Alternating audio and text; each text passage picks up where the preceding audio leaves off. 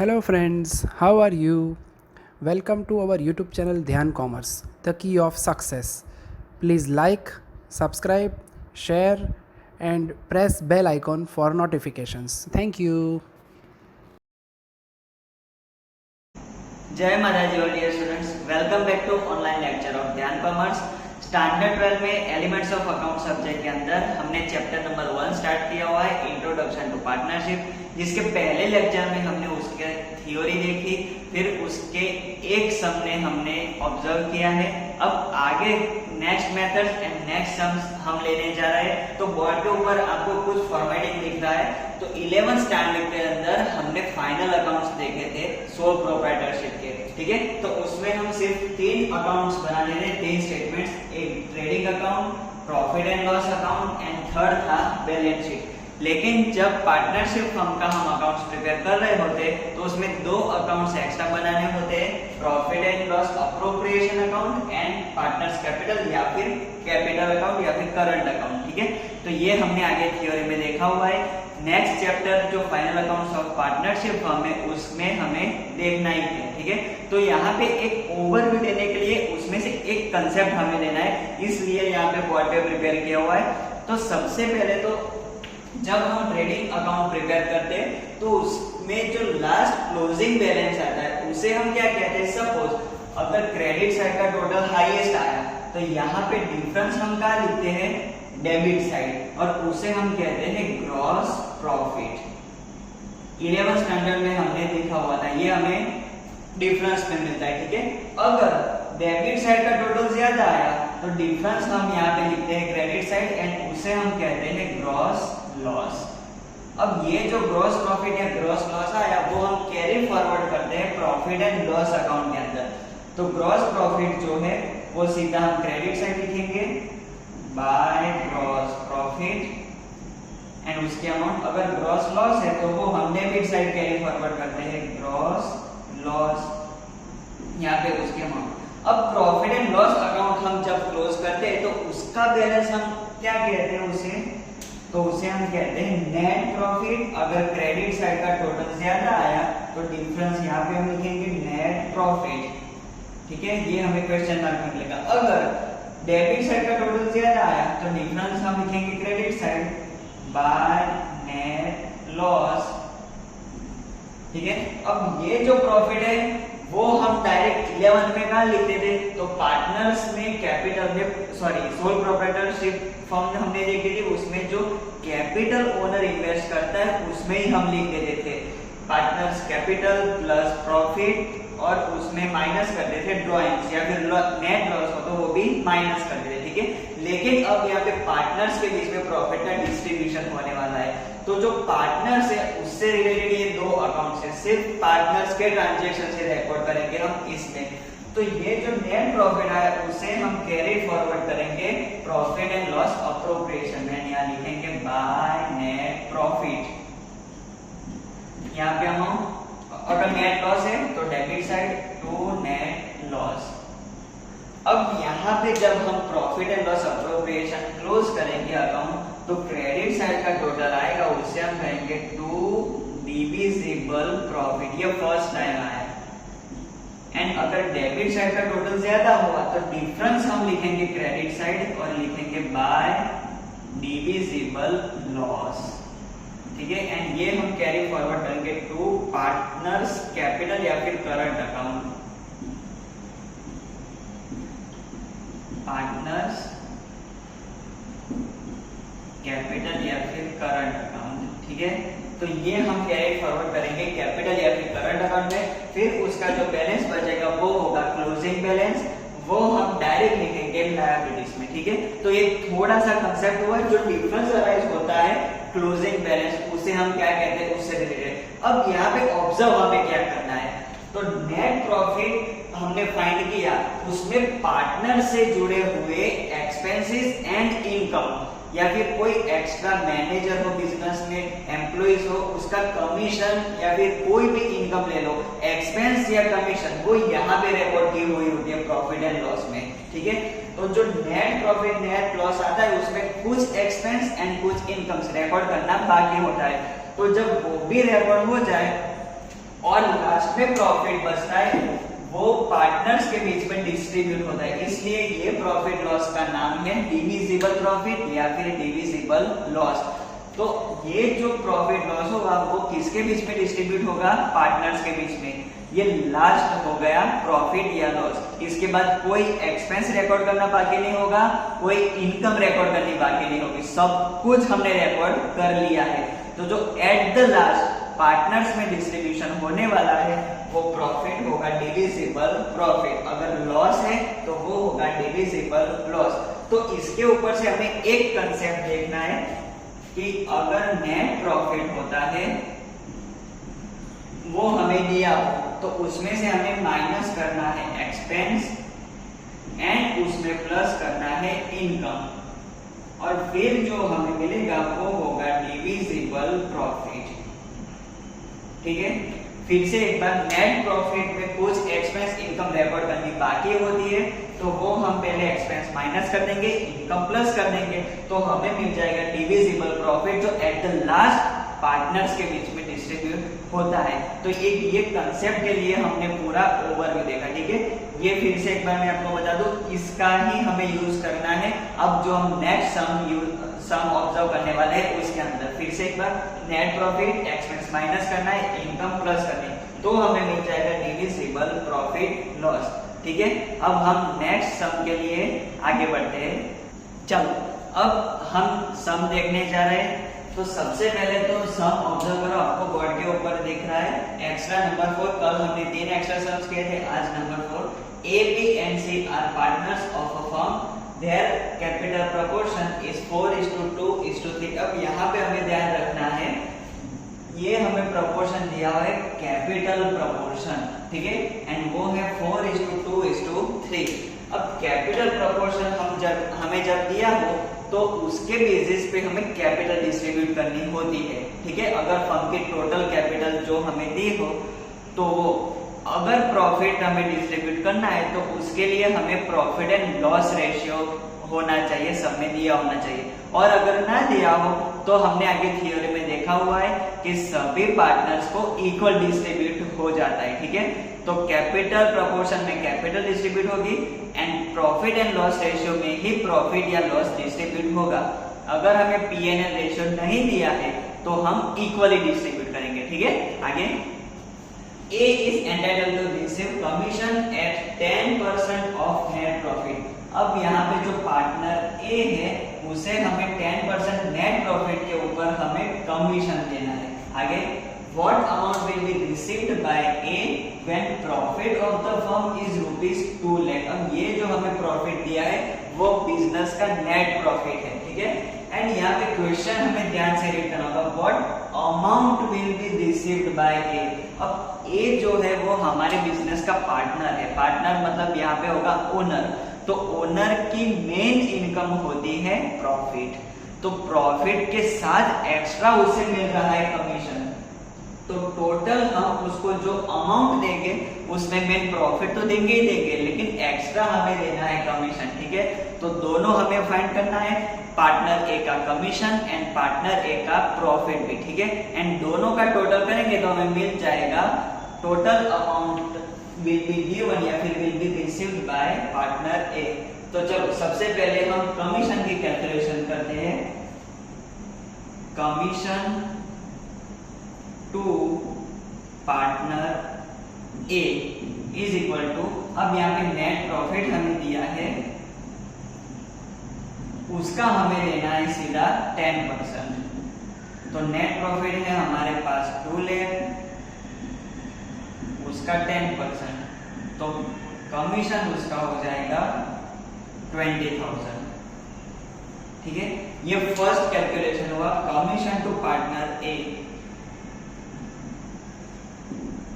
ठीक है, अब आगे हमने आगे जो कंसेप्ट देखा उसका यूज अब होगा, ये फर्स्ट। अब सेकंड स्टेप, सबसे पहले नेट प्रॉफिट हमारे पास होता है, उसमें से हमें माइनस करना होता है कोई भी एक्सपेंस। तो यहाँ पे पार्टनर ए को हम कमीशन दे रहे हैं वो माइनस करेंगे, माइनस कमीशन टू पार्टनर ए, और फिर हमें मिलेगा डिविजिबल प्रॉफिट। क्यों डिविजिबल प्रॉफिट हमें फाइंड करना है? क्योंकि पार्टनर ए जो है उसे प्रॉफिट प्लस कमीशन देना है। तो प्रॉफिट कौन सा डिस्ट्रीब्यूट होता है पार्टनर्स के बीच में? Divisible profit. तो डिविजिबल प्रॉफिट हमें फाइंड करना होगा। नेट प्रॉफिट है हमारे पास 2 लाख, उसमें से माइनस करना है कमीशन 20,000 एंड फिर जो आंसर आएगा वो होगा डिविजिबल प्रॉफिट 1,80,000। अब ये जो प्रॉफिट मिला हमें वो पार्टनर्स के बीच में डिस्ट्रीब्यूट होगा। समझ में आया? सबसे पहले हमने कमीशन माइनस किया, फिर हमें मिला डिविजिबल प्रॉफिट। अब यहाँ पे हमें एक दूसरा ध्यान रखना है कि जो नेट प्रॉफिट होता है उसका कमीशन के बेसिस पे दूसरा नाम। तो नेट प्रॉफिट जो है उसमें कमीशन हमने माइनस नहीं किया है, तो हम ऐसा भी कह सकते हैं commission profit before deduction of commission. And यहाँ पे डिविजिबल प्रॉफिट जो है उसका दूसरा नाम profit after deduction of commission. यहाँ पे आफ्टर, ये आगे हम देखने वाले हैं क्योंकि इसका यूज हमें करना होगा। नेट प्रॉफिट मतलब profit before deduction of commission and divisible profit मतलब profit after deduction of commission. ठीक है, वैसे एकदम सिंपल सा ही है, हमें थोड़ा सा ध्यान रखना होगा। अब ये जो प्रॉफिट मिला डिविजिबल प्रॉफिट वो पार्टनर्स के बीच में डिस्ट्रीब्यूट करेंगे। अब तीनों पार्टनर्स में हमें डिस्ट्रीब्यूट नहीं करना है, कैलकुलेशन लेंदी हो जाएगी। किसका करना है? सिर्फ पार्टनर ए का, क्योंकि उसकी कैलकुलेशन मांगी है। तो यहाँ पे हम कैलकुलेशन करेंगे सिर्फ पार्टनर ए की। Profit will be received by partner A is करके हमें लिखना है profit to partner A is equal to divisible profit into जो पार्टनर ए का शेयर है वो। अब यहाँ पे उसका शेयर कितना है वो हमें लिखना है। पहले तो डिविजिबल प्रॉफिट 1,80,000 इनटू, अब यहाँ पे जो प्रोपोर्शन दिया है वो कैपिटल है 4:2:3, तो इसका यूज हमें नहीं करना है, वो इग्नोर करना है। तो यहाँ पे पीएनएल रेशियो हमें नहीं दिया है तो इक्वल हम ले लेंगे। 3 पार्टनर्स है तो हो जाएगा 1:1:1। तो यहाँ पे पार्टनर ए का शेयर है 1 एंड डिवाइडेड बाय टोटल 3। ठीक है, ये रेशियो में डिस्ट्रीब्यूशन हमें आता है इसलिए मैंने डायरेक्ट लिखा। और अगर फिर भी किसी को डाउट है तो नेक्स्ट सम हम प्रॉफिट डिस्ट्रीब्यूशन का देखने वाले, उसमें ज्यादा क्लियर हो जाएगा। ठीक है, तो यहाँ पे 1,80,000 डिवाइडेड बाय 3 हो जाएगा ₹60,000। तो ये मिला प्रॉफिट पार्टनर ए को, प्रॉफिट टू पार्टनर ए। ठीक है, अब प्रॉफिट प्लस कमीशन दोनों का टोटल करके हम पार्टनर ए को टोटल अमाउंट दे देंगे। तो यहाँ पे next heading total amount received by partner A is equal to profit plus commission. Profit कितना मिला? 60,000 प्लस कमीशन कितना मिला? 20,000। तो टोटल अमाउंट रिसीव्ड होगी पार्टनर ए को ₹80,000। ये हो गया हमारा फाइनल आंसर, 3 मार्क्स का सम। ठीक है, चलो फिर से एक बार, हमें कमीशन गिनना है पार्टनर ए का, वो हमने नेट प्रॉफिट का सीधा 10% ले लिया, सब में जैसे बोला है वैसे, एंड फिर नेट प्रॉफिट में से कमीशन माइनस कर दिया। तो जो प्रॉफिट बचता है वो पार्टनर्स के बीच में डिस्ट्रीब्यूट होता है। तो ये हमने सिर्फ पार्टनर ए की कैलकुलेशन की, उसको प्रॉफिट दे दिया and profit plus commission total amount partner A को मिल जाएगी। अब एक्स्ट्रा नंबर 5 हम जो देखने जा रहे हैं वो मोस्ट इंपॉर्टेंट है। क्यों? क्योंकि इसमें एक क्वेश्चन अराइज होगा, तो वो हम सब में देखते हैं। पहले ये वीडियो पॉज करके ये सम लिख लो। चलो अब नेक्स्ट हम सम लेने जा रहे हैं, उसमें एक ही वर्ड चेंज हो रहा है पूरे सम के अंदर और फिर हमारी कैलकुलेशन में भी चेंज हो जाएगा। ठीक है, चलो वर्ड के ऊपर आपको सम दिख रहा है, हम ऑब्जर्व करते हैं पहले एक्शन नंबर 5 और इसके जैसा ही बिल्कुल इलस्ट्रेशन नंबर 2 है टेक्स्ट बुक में एंड एक्सरसाइज का सम नंबर 3, उसमें सेकंड सम हमें प्रैक्टिस के लिए करना है। ये 2 सम बिल्कुल इसी तरह के। ठीक है, चलो अब हम सम रीड करते हैं। A, B and C are partners of a firm, their capital proportion। देखो फिर से यहाँ पे कौन सा रेशियो दिया है? कैपिटल। तो अगर कैपिटल दी हो तो हमें डिस्ट्रीब्यूशन के लिए ध्यान में रखना है, otherwise ignore. A is entitled to receive commission at 10% of net। अब यहाँ पे ध्यान हमें रखना है, A is entitled to receive commission at 10% of net profit। यहाँ पे वर्ड लिखा है after deduction of his such share। After word लिखा हो तो हमें तुरंत समझ जाना चाहिए कि ये डिविजिबल प्रॉफिट है, ठीक है। हमने आगे देखा हुआ है कि नेट प्रॉफिट उसमें से हम माइनस करते हैं कमीशन या फिर कोई भी एक्सपेंस ले लो, एंड फिर हमें मिलता है डिविजिबल प्रॉफिट। तो इसका दूसरा नाम हमने आगे देखा कि ये जो नेट प्रॉफिट होता है वो उसमें कमीशन माइनस नहीं होता, इसलिए उसका दूसरा नाम है profit before deduction of commission. And divisible profit जो है उसका दूसरा नाम profit after deduction of commission, ठीक है। तो ये हमें ध्यान में रखना है कि कोई भी जब हमें सम दिया हो तो उसमें अगर प्रॉफिट बिफोर डिडक्शन बोला हो तो वो net profit, and profit after deduction बोला हो तो वो डिविजिबल प्रॉफिट, ठीक है। अब यहाँ पे इसका यूज होगा कैलकुलेट करने के लिए, कमीशन कैलकुलेट करने के लिए। तो हमें जो 10% इंटरेस्ट पार्टनर ए को देना है तो वो किसके ऊपर कैलकुलेट करना है, डिविजिबल प्रॉफिट के ऊपर। क्यों? क्योंकि यहाँ पे आफ्टर डिडक्शन वर्ड मेंशन किया हुआ है, इसलिए नेट प्रॉफिट वर्ड यूज है लेकिन उसमें कौन सा, नेट प्रॉफिट आफ्टर डिडक्शन, ये खास ध्यान रखना है। चलो आगे, 10% of net profit after deduction of his such share, what amount will be received by partner A। सब बिल्कुल आगे जो हमने देखा उसी तरह का है, लेकिन सिर्फ ये वर्ड चेंज हो गया। When profit of the firm is ₹3,30,000 at the end of the year।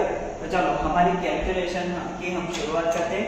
एक बात क्लियर हो गई, प्रॉफिट बिफोर डिडक्शन मतलब net profit, profit after deduction मतलब डिविजिबल प्रॉफिट। तो यहाँ पे जो हमें कमीशन कैलकुलेट करना है वो आफ्टर डिडक्शन मतलब डिविजिबल प्रॉफिट का लेना है, एंड जो प्रॉफिट हमें दिया है वो 3,30,000 दिया है। देखो कैसे, प्रॉफिट है 3,30,000 एंड कमीशन जो हमें लेना है 10%। अगर 3,30,000 का डायरेक्ट 10% लिया तो मार्क्स एक भी नहीं मिलेगा, 0 मार्क्स मिलेंगे।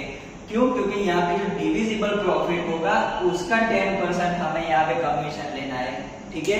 लेकिन डिविजिबल प्रॉफिट हमारे पास है नहीं, तो वो पहले हमें फाइंड करना है। कैसे? तो हम जैसे आगे सेकेंडरी में देखा हुआ है कि कोई भी अमाउंट अगर हमारे पास ना तो हम उसे सपोज करते हैं 100। तो सपोज हमारे पास डिविजिबल प्रॉफिट 100 हो तो फिर कमीशन कितना हो जाएगा, 10। फिर जब हम नेट प्रॉफिट फाइंड करने जाए तो उल्टा जमा हो, तो यहाँ पे डिविजिबल प्रॉफिट में कमीशन प्लस कर देंगे तो मिल जाएगा 110। तो अब 110 के सामने हमारा नेट प्रॉफिट है 3,30,000। तो 10 रुपीज के सामने हमारा कमीशन कितना होगा, ठीक है। क्यों? क्योंकि हमें सिर्फ कमीशन फाइंड करना है एंड फिर प्रॉफिट। तो ये क्रॉस मल्टीप्लिकेशन के ऊपर से हम पूरा सम सॉल्व करेंगे। अगर क्रॉस मल्टीप्लिकेशन आपको आता है तो हम ये मेथड यूज कर सकते हैं, और अगर नहीं तो देखो क्रॉस मल्टीप्लिकेशन कैसे होगा, 3,30,000 into 10 divided by 110। इसके ऊपर से हमने फॉर्मूला बनाया हुआ है, टेक्स्ट बुक में भी दिया हुआ है, तो इसके ऊपर से फॉर्मूला बनेगा। कैसे? तो ऐसे हम आंसर लिखेंगे। देखो फिर से एक बार बता दो, ये मेथड भी वैलिड है। सपोज डिविजिबल प्रॉफिट इज 100 करके हमें कैलकुलेशन दिखानी होगी। अब जो टेक्स्ट बुक में दी है वो method, here partner A is entitled to receive 10% commission। कौन सा वर्ड है, after deduction. 10% commission of net profit after deduction of his such share, and bracket में लिखना है दैट इज डिविजिबल प्रॉफिट, ताकि हमें भी पता चले और जो पेपर चेक करते हैं सर मैडम उनको भी पता चले, ठीक है। अब यहाँ पे हमारे पास डिविजिबल प्रॉफिट नहीं है, तो इसलिए हम जो कमीशन फाइंड करेंगे वो ऐसे होगा, commission to partner A is equal to net profit into rate of commission divided by 100 plus rate of commission. देखो यही हो गया। सपोज यहाँ पे अगर 5% कमीशन बोला होता सम के अंदर तो 5 डिवाइडेड बाय 100 प्लस 5 हो जाता, 5 डिवाइडेड बाय 105। देखो यहाँ पे वही हुआ 3,30,000 नेट प्रॉफिट, 10 उसको 100 में हमने प्लस कर दिया, ठीक है। अब नेट प्रॉफिट है हमारे पास 3,30,000 इनटू रेट ऑफ कमीशन है यहाँ पे हमारे पास 10 एंड डिवाइडेड बाय 110। ये फॉर्मूला याद रखो या फिर ये पूरी प्रोसीजर, ठीक है, आपके ऊपर है, दोनों मेथड्स वैलिड है। ये डायरेक्ट फॉर्मूला भी हम याद कर सकते हैं। तो यहाँ पे कमीशन कितना मिलेगा, commission to partner A is equal to 3,30,000 into 10 divided by 110, तो ₹30,000 कमीशन हो जाएगा।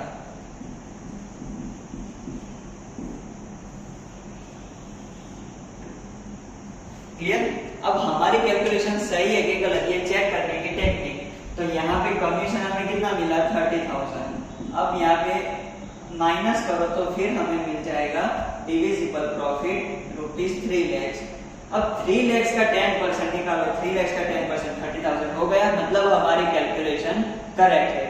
तो जब हमें इस टाइप का सम दिया हो, नेट प्रॉफिट दिया हो एंड कमीशन जो फाइंड करना है वो आफ्टर डिडक्शन बोला हो, तो वो डिविजिबल प्रॉफिट पे हमें कैलकुलेट करना है, ठीक है। अगर यहाँ पे जो प्रॉफिट दिया है वो डिविजिबल ही दिया होता, ये 3,30,000 जो वो नेट प्रॉफिट है उसकी जगह पे डिविजिबल होता तो डायरेक्ट हम 10% ले लेते, ठीक है। चलो अब आगे कमीशन की कैलकुलेशन हो गई। अब इसमें से माइनस करके फिर हम प्रॉफिट फाइंड करते हैं। ये कैलकुलेशन आप वीडियो पॉज करके लिख सकते हैं। चलो अब आगे प्रॉफिट। तो पहले तो हमें डिविजिबल प्रॉफिट फाइंड करना होगा। Divisible profit is equal to net profit minus commission to partner A. 3,30,000 minus commission 30,000, तो हमें डिविजिबल प्रॉफिट मिलेगा ₹3 लाख। अब ये पार्टनर्स के बीच में डिस्ट्रीब्यूट होगा और सभी पार्टनर्स में हमें डिस्ट्रीब्यूशन नहीं करना है, सिर्फ लेना है पार्टनर ए का। Profit to partner A is equal to divisible profit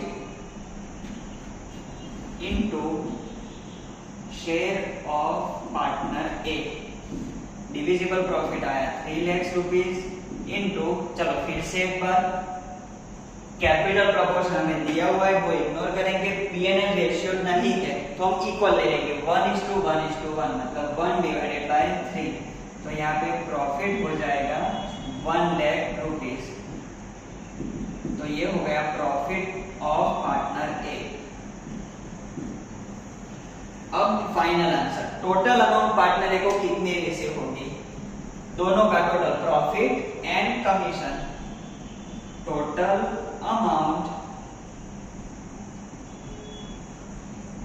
received by partner A is equal to profit plus commission.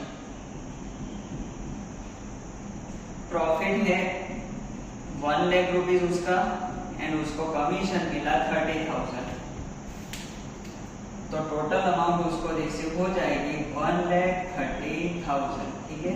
ये हो गया हमारा फाइनल आंसर।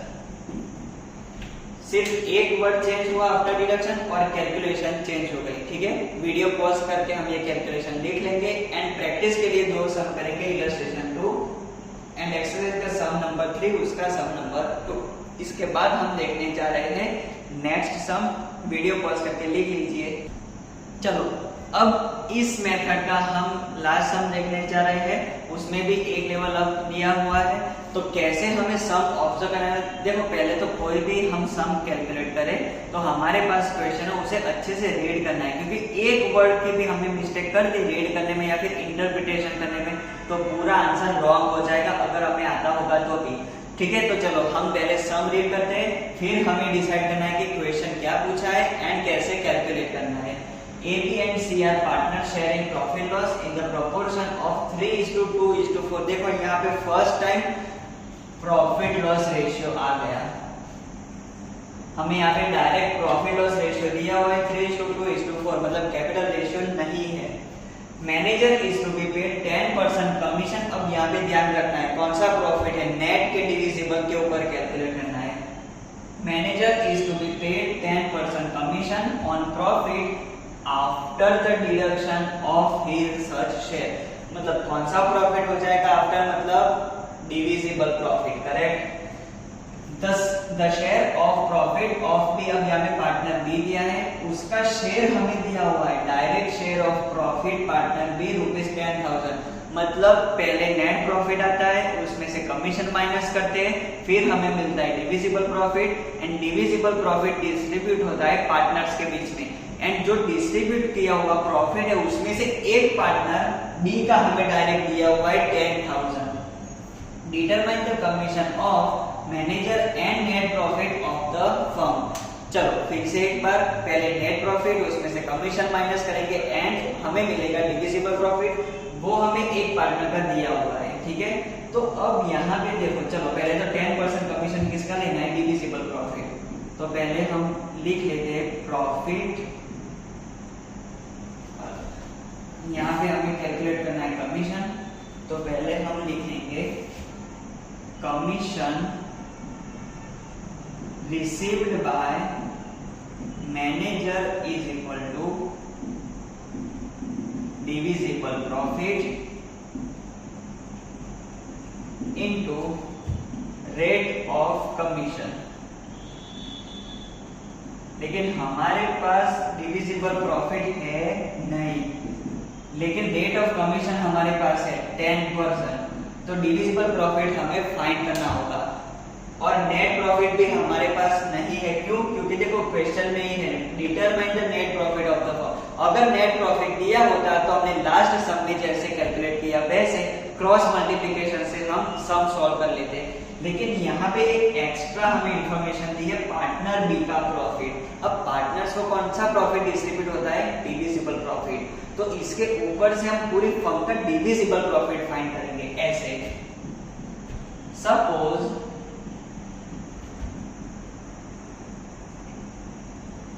टोटल डिविजिबल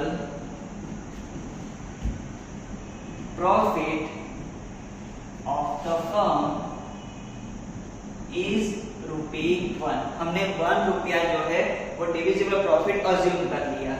अब आगे here partner B is receiving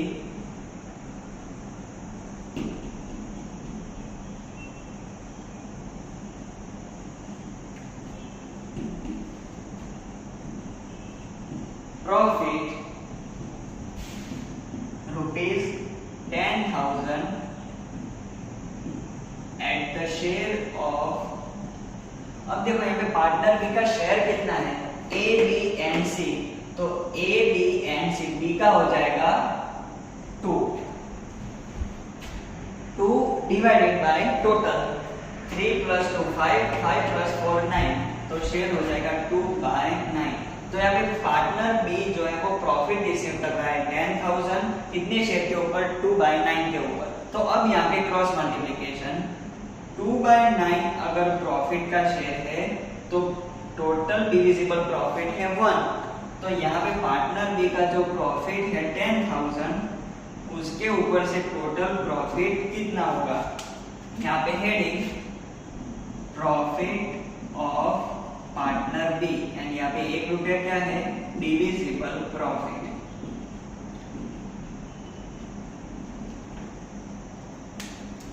तो इसके ऊपर से क्रॉस मल्टीप्लिकेशन हम सॉल्व करेंगे।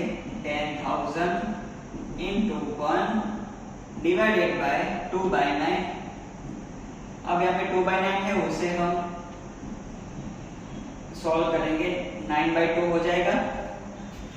ठीक है, अब 10,000 इंटू 9/2, तो डिविजिबल प्रॉफिट हमें मिल जाएगा 10,000 इंटू 9/2 45,000। तो टोटल डिविजिबल प्रॉफिट हमें मिल गया 45,000।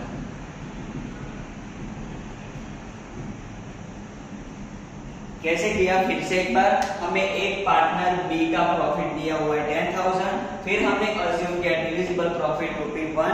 तो अगर पार्टनर जो बी है उसका प्रॉफिट 2/9 है, उसके सामने डिविजिबल प्रॉफिट ₹1 है, तो 10,000 के सामने कितना होगा? तो ये क्रॉस मल्टीप्लिकेशन के ऊपर से हमें मिला फर्म का डिविजिबल प्रॉफिट। अब ये डिविजिबल प्रॉफिट हम सीधा यहाँ पे लिखेंगे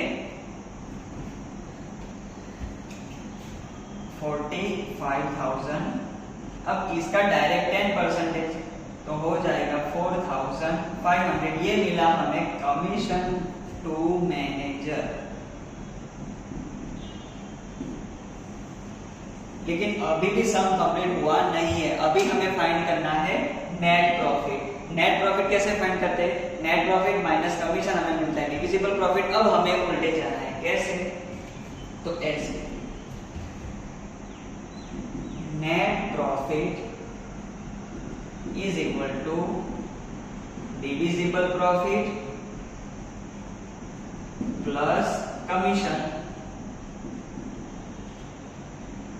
डिविजिबल प्रॉफिट हमें मिला 45,000 एंड उसमें अगर हम प्लस करेंगे कमीशन तो मिल जाएगा net profit. Therefore, net profit is equal to rupees